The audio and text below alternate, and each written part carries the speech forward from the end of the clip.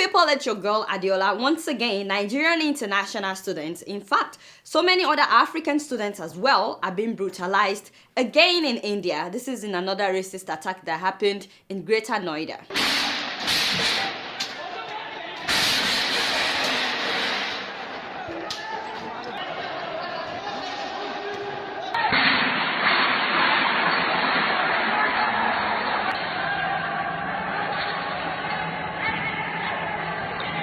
Just imagine, these are students that left home in hope of better education opportunities in India. Apparently, an Indian boy went missing and his parents sent policemen to ransack the homes of Nigerian students that were living in the neighborhood, claiming that Nigerians are cannibals, so they must have killed and eaten this boy.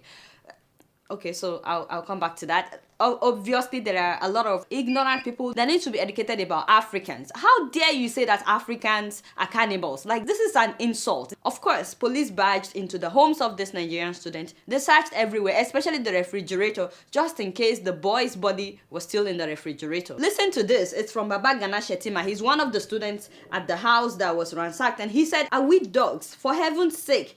Although we were all scared, yet we cooperated with the police as they searched everywhere, even the fridge. They said we might have reserved some of the body parts for dinner or breakfast." Can you imagine? These are the policemen now, so policemen would also buy this kind of idea. Anyway, despite not finding the boy or his body parts, they arrested 5 Nigerian students. Meanwhile, the boy returned home. He returned home by the same boy that they said was eaten by Nigerians, returned home after some hours, apparently overdosed on drugs. He felt sick and his family took him to the hospital. Unfortunately, the boy died of drug overdose, despite the fact that he walked home with his own 2 legs. Police kept the 5 Nigerian students overnight. In the morning, several Nigerians and other African students decided to march in protest for them to release those 5 students, only for them to hear that the 5 students had been charged with murder. I was like, what? Meanwhile, that rumor that Nigerians ate the Indian boy had already circulated everywhere. Nigerian students were being brutalized on the streets.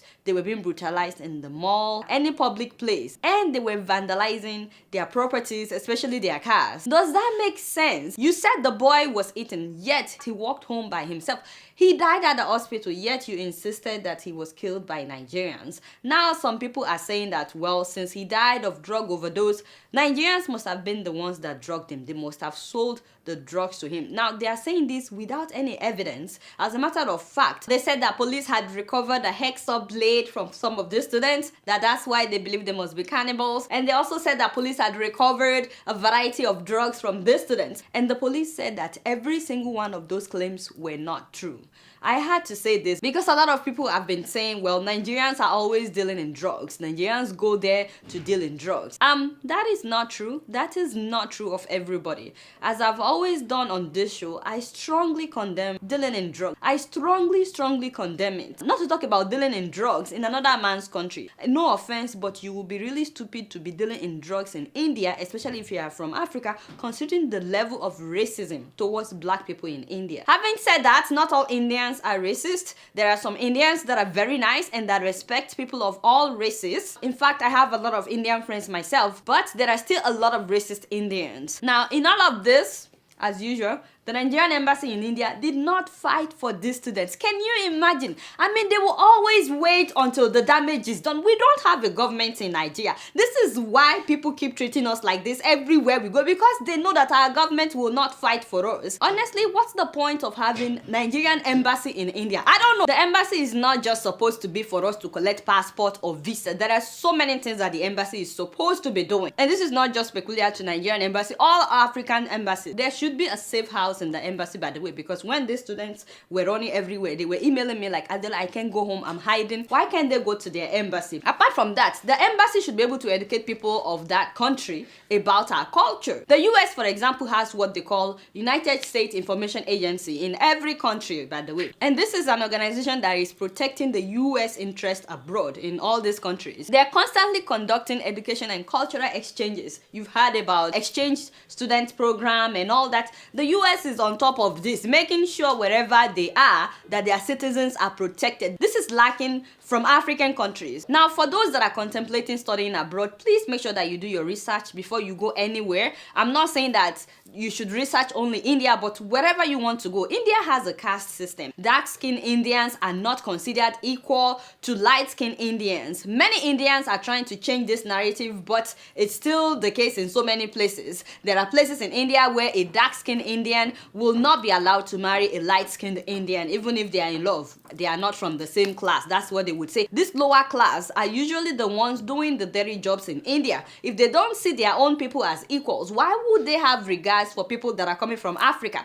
Like I said in my home video on this incident, I had a video on YouTube about it. For those that are looking to go to school abroad, I would recommend Canada. Not that Canada doesn't have its own issues. Every country has its own issues, but Canada, to me, is more immigrant friendly. There are so many schools that are affordable in Canada, and you can work both on and off campus. That's the one good thing about Canada. Check out some of these provinces. There are so many provinces you can check out, and they have great schools there. Honestly, if this is something that happened once, I won't be this upset, but this is not the first time. Last year in South Delhi, a Congolese student was stoned to death, and that was just before his birthday. The incident was reported from Kishangarh locality. The group reportedly attacked Olivia, and as he tried to escape, they chased him for around 20 to 25 meters and attacked him once again with stones. The police has now lodged a murder case and is examining CCTV footage. Can you imagine? Also in 2013, a Nigerian was stabbed to death in Goa.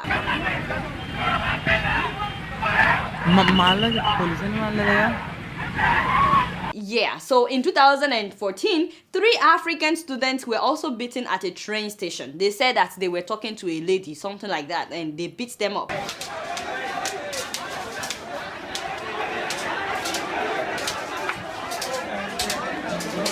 So I'm trying to let you know that this is not an isolated case. This thing has been happening for so long, and keep in mind that not all the attacks would be caught on camera. A man who's been working in India for over 10 years was brutally beaten and racially abused after he asked 2 men on a motorcycle to drive properly. I expect him to say sorry. Say, you Negro, you are a foreigner, you don't have right to open your mouth here because we are the indigenous people of this land. These are just the ones that we heard about. Now, after the Nigerian students were accused of being cannibals, a Kenyan lady was in a taxi. She was in a taxi when they pulled her out and beat her up. She landed at the hospital. They injured this lady. They kept shouting that she's a Nigerian. And she's not. But hey, I guess everybody that looks black must be from Nigeria. That is how ignorant some people are in India. Are you trying to tell me that this also has to do with drugs? For those that are saying Nigerians are doing drugs in India, how do you determine that somebody is a drug dealer when you pull the person out of a taxi? I'm just trying to let you know that in India, racism towards black-skinned people is real. People need to wake up, and you know what? Bleaching will not help you. There are more than 1 million Indians living in Nigeria. You know that, right? And you know we treat them as if they are kings. You cannot tell me that all Indians in Nigeria are saints, yet you don't see us treating them like this. It's the Navaratri festival live in Lagos.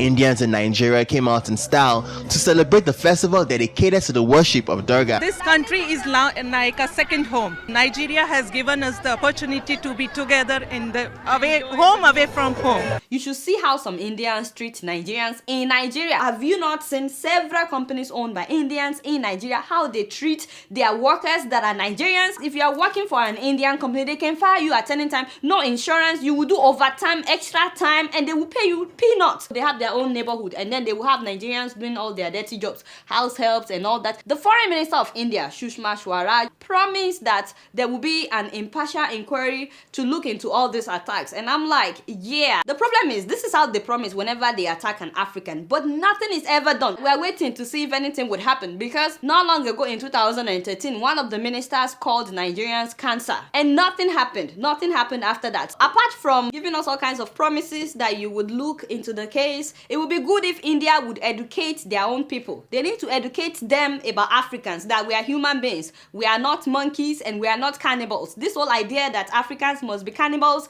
need to be eradicated from the brains of so many Indians. Having said that, I can't really blame India. You know, when our leaders fail to develop our countries, they travel abroad, they see how life is elsewhere, yet common good hospital of international standard we don't have in Nigeria. So So where do we go for treatment? India. And then our schools are nothing to write home about, so we go and study in India. Honestly, shame on Nigerian officials. Having said that, people will continue to go to India to study. I mean, the world is becoming a small village. People will go to different parts of the world to study. Americans are studying in India. People from UK are studying in India. People from different countries are studying in India. At least their countries are developed, yet they are studying in India. The only difference is, if any of those people from those countries are attacked, their government would fight for them. But our government will not do anything until it's too late. Anyway, you guys know I don't know much. Guess what? I'm just keeping it real.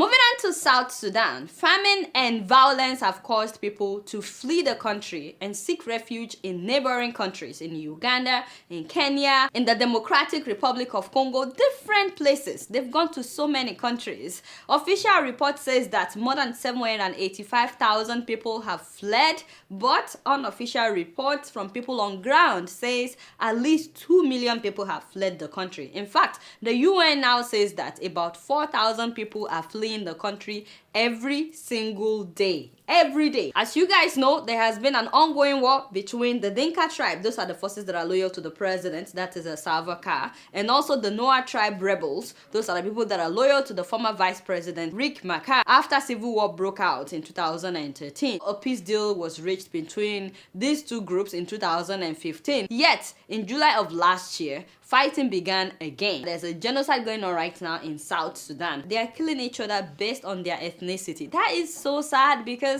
it's not just happening in South Sudan. I don't know why we Africans, it's so sad because when we go abroad, people discriminate against us for being black, and then when we are in our own country, we kill each other based on our ethnicity. It's so unfortunate. In the past, fighting was concentrated in the north, but it has now moved down south to the central equatorial state. What pains me in all of this is the fact that South Sudan recently became independent. It's still the youngest country in the world, is it not? I mean, they're supposed to have the best of everything, but they've never enjoyed the independence because of the selfishness of those at the top. Now, aid workers and the United Nations officials are saying that at least 300,000 people have been killed in South Sudan. This is a genocide going on in South Sudan. These are South Sudanese people being killed by South Sudanese people. What I don't understand is, whatever the president is, why won't he stop this menace? And I know that the former vice president has left the country, so those that are killing in retaliation, why can't they also think about the big picture and stop this menace? Meanwhile, I keep wondering and I keep asking myself, maybe you can tell me, how are the weapons getting into South Sudan? The weapons that these people are using to kill each other. I really would like to know, because so long as those weapons are making their ways into the country, the killings will continue. You guys know I don't know much. Guess what? I'm just keeping it real. So for our rapid news of this week, I like to do an update on 3 African dictators. First of all, Paul Biya of Cameroon, ladies and gentlemen. Paul Biya of Cameroon. You guys will not believe it's been more than 2 months now, going to 3 months, since the president of Cameroon shut down the internet in the English-speaking part of Cameroon. I'm trying to say that till now, banks cannot operate fully due to the internet. They have no internet. Cyber cafes cannot function in southern Cameroon. You cannot check your email or WhatsApp or Facebook or Twitter or Instagram if you're living in southern Cameroon. If you have a business that is tied to the internet, you're screwed. And that's what the president wants. I don't know how this makes him happy as a person. And what I don't understand is why he's so afraid. Why is Paul Biya so afraid of the people of southern Cameroon? Because it is only somebody that is afraid that will be doing something like this. But you know, we're keeping our eyes on him. And speaking of dictators, in Ethiopia, 16 people were charged with terrorism and sentenced to 4 to 13 years in prison for trying to create a separate state in the Oromo region. Okay, so first of all, Ethiopia needs to know the meaning of terrorism. I'm from Nigeria. We've been dealing with terrorism for so many years. You guys need to stop calling activists terrorists. I can't believe they don't know the meaning of terrorism. Now, the people that were sentenced, all 16 of them are members of the Oromo Liberation Front. It looks as if it's only people from the opposition party that would offend the government. The Ethiopian Federal High Court said that they tried to carry out terrorist attack across the country. They always say that. Now, don't forget that Ethiopia declared a state of emergency since October 9th of last year, and is still in effect. As a matter of fact, now they say that they want to extend it for another 4 months. Imagine living a life in a state of emergency. You can't just go out or come in whenever you want. The government is monitoring you. It's so unfortunate that this is still going on in Ethiopia. It's gonna be 10 months of state of emergency. That's unbelievable. And in Rwanda. I was not surprised to hear that Paul Kagame's government has pulled out of the African Court on Human and People's Rights. As in, is anyone surprised? Is anybody surprised at all? The government said this is because they have competent courts in Rwanda to try all cases of human rights. I'm like, excuse me, I was just coughing a little. So, but not only that, the government has also announced that they will no longer allow individuals and non-governmental organizations to directly file complaints against the government at the African Court on Human and People's Rights. Isn't that crazy? I mean, if that is not dictatorship, tell me, what is it? What is it? We already know that there is no court in Rwanda that will pronounce any judgment against the government of Rwanda. But now they want to prevent people from looking outside of Rwanda for justice. That is not right. That is absolutely wrong. And the government knows this. Meanwhile, last week I told you about the woman that was arrested when she landed in Rwanda to bury her father.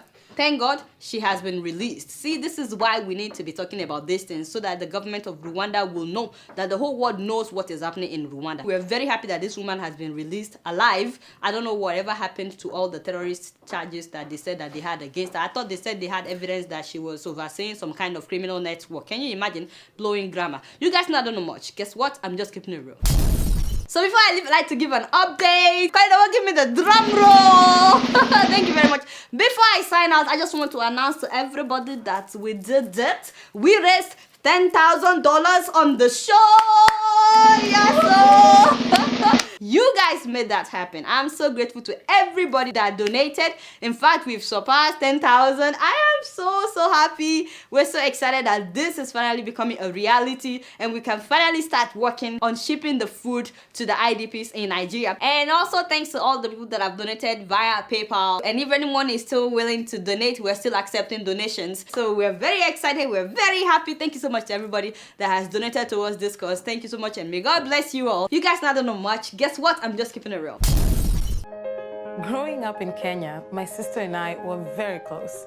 But like any sisters, we fought a lot. She always got new clothes, and I always got hand-me-downs. Now she's putting her children through school in Kenya. We still fight sometimes, especially when I send money for the kids. I tell her, buy some clothes for the younger one, and we both laugh. With nearly 500,000 locations, our app and online, this is moving money for better. Alright y'all, it's been real, and I'm keeping it real right up in here. Don't forget to follow me on Facebook, Twitter, and Instagram. Until next week, I'm gonna see y'all later. Peace out!